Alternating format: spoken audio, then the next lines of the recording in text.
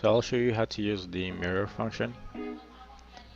So for example, we have this door right here and it opens from here over there, but if you want this door to be placed here, then we can use the mirror tool. So to do that, just click on the object and type in MI for mirror and then hit spacebar.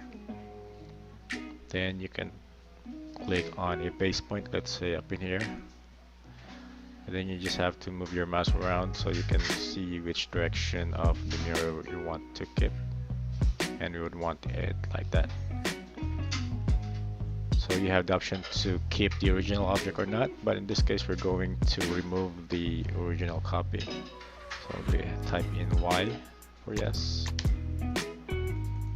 and now we have the mirrored object and we can place it right there.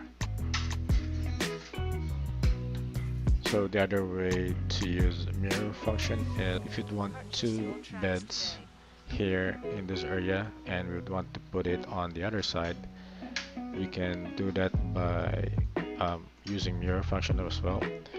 But first let's add the object snap toolbar. Right, to open that toolbar, go to tools, click toolbars and select AutoCAD and select object snap.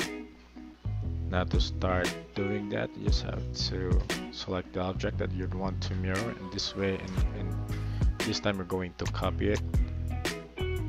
Type in MI for mirror again, and then we'd want the center of this side right here. So we will click the snap to midpoint, and then there you go. So you get the triangle highlight there that indicates the midpoint. So click on it and then just move your mouse around, and so this time you're going to keep both objects. So we'll just put N for no, and there you go.